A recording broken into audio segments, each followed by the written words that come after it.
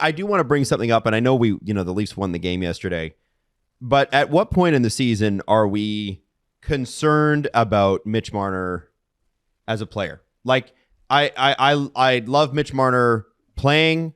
I think when he's at his best, he's worth the cap hit.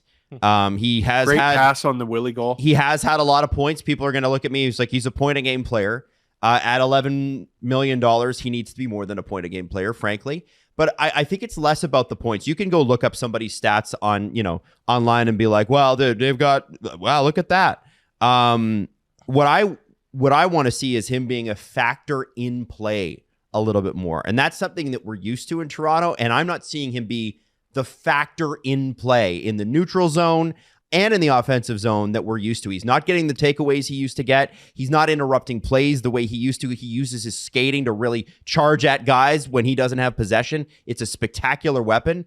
Not seeing as much of that this year, guys. So one thing I want to ask you guys to get into this is, I noticed what you're saying. It's a very good point, because I noticed it when I was at the game live, the Sens game that they blew, is when you can ISO on a player just with your eyes instead of like a camera trying to ISO on him, and you notice that Mitch isn't doing the same things that he did previously in terms of dominating the play with his skating ability, is really how he does it. And I want to know if you guys saw that too when you guys were at the game last Saturday, if that's kind of where you spotted Mitch Marner here's my problem. Quite as Mitch Marner. I didn't see him at all. There you go. That's the thing. Mitch Marner is a noticeable hockey player.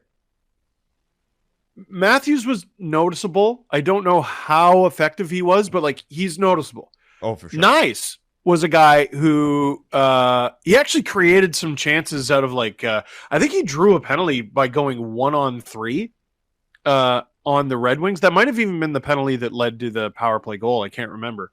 But there was a play I noticed yesterday. I can't remember who the defenseman was, but they dumped the puck in, which is fine. They dumped the puck in.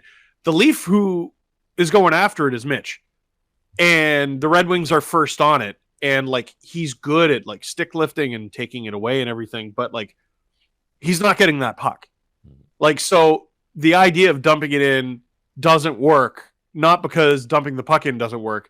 It's because you're dumping it in for one of the skinniest guys in your team, and going up against a pretty big D-core, it's just not going to work. I'd rather have that puck go into the corner for Nyes. He digs it out, gets it to a guy like Mitch along the half wall who can dish it to anybody on the ice. He has an elite skill set, right? But sending him in after it to go get it, it just doesn't work. I guess it's a good sign that they're scoring so much. They're starting to get scored on less, which is nice. They're not allowing 4 goals a bloody game. Mm-hmm. They're racking up points. I wanted the Leafs to get at least 5 points out of their next 8 at the beginning of the week, and they've already got 6, so everything is gravy. If they beat Minnesota, they go 8 for 8. That's awesome. But at some point, how we talked about, you can't just go down 2-0 and win every game. You're not going to have success in the playoffs if this player isn't elite. Yeah. He makes elite money. He makes every night difference maker money. So he has to be a difference maker every single night. I don't think Matthews is totally blameless in this either, but Mitch is a little bit more concerning. Well, and I think the difference with Matthews is the results are there. When Matthews is on, he was at 13 goals in 12 games. He's now at 13 and 16. I'm less worried about that. He's been streaky, but yeah. Yeah, okay, fine, be streaky. Goal scorers often are. I do see Matthews as a bit more of a factor in the boring 5-on-5 back and forth. The only reason I'm noticing it with Mitch is because it's been such a part of Toronto Maple Leaf hockey for 8 years now, and in how spectacular he's been.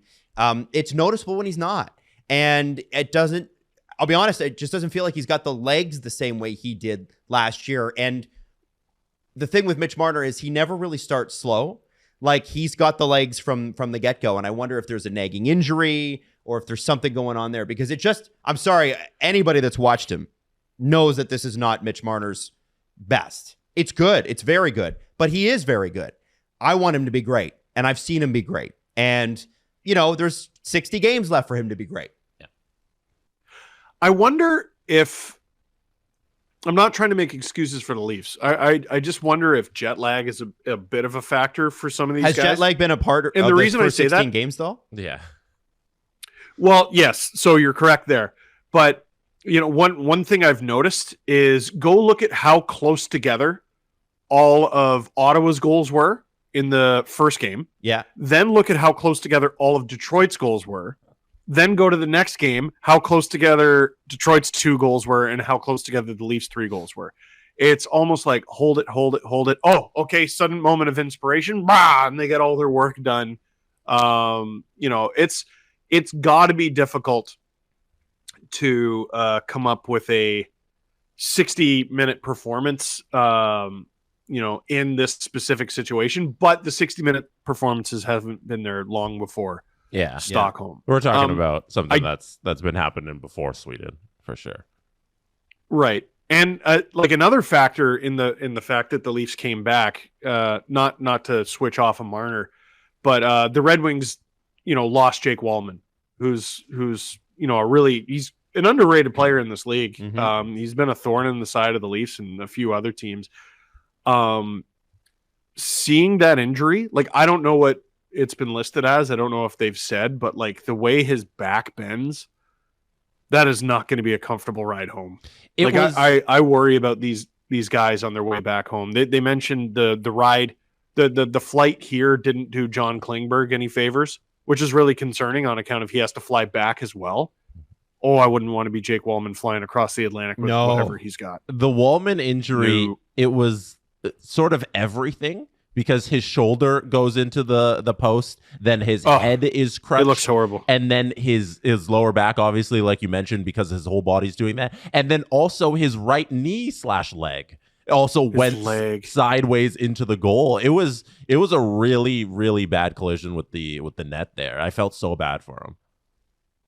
Oh, it was the first time I saw the replay. Because we're following the puck, right? So, the Leafs think they scored, and we're all paying attention to that. And it was actually, I don't know if you noticed this on the broadcast, but he's down on the ice. The trainer is out there with him. He hasn't moved. The music is blasting throughout the arena. No, and everyone's couldn't hear that. No, don't stop the party.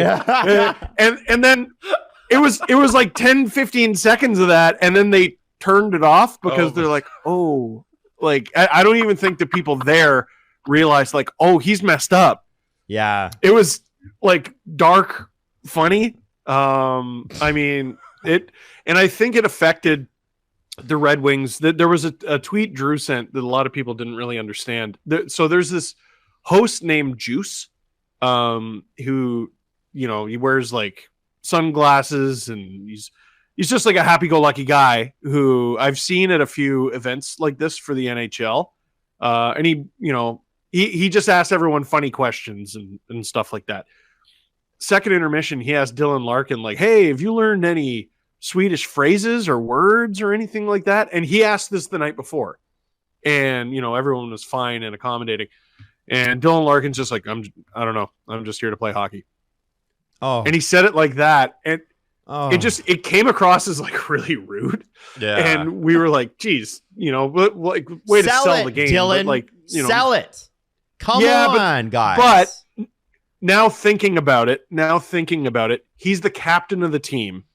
One of his teammates, and I'm sure friends, goes down with what looks like a fairly serious injury. He probably just wants to, I don't want to be talking about how to say, can I go to the bathroom in Swedish? I want to get back to the dressing room and make sure my guy's okay.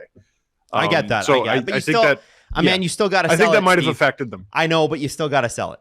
I'm sorry. I do believe, listen, I don't think his answer would have been a whole lot different if Wallman's not in that dressing room uninjured. I don't if you want to debate me that it will, you're not coming from a factual spot. This is something you're always on, Adam. It's you got the game. You got a 30-second comment for the guy who's just trying to have some fun. You can suck it up and do it. Yeah. You're getting paid tens of millions of dollars. And I understand concern. I totally get it. 1,000% I get the concern. Just say, you know what? I've learned that the Swedish people are great and we're having a really great time. I am a little concerned about my teammate though.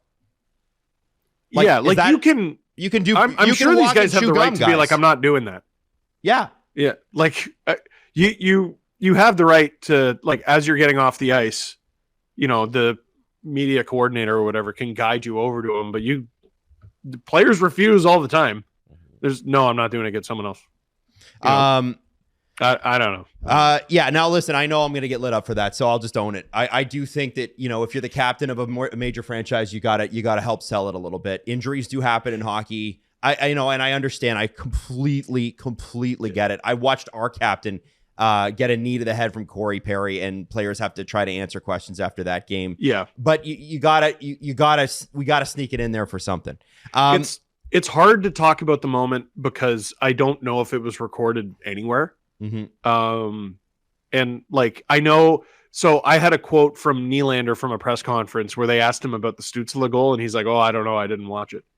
And people were like, well, why is that okay from Willie, but that from Larkin's not okay? And I was like, oh, like no one actually saw either interaction. Like, I was there for the Willie press conference.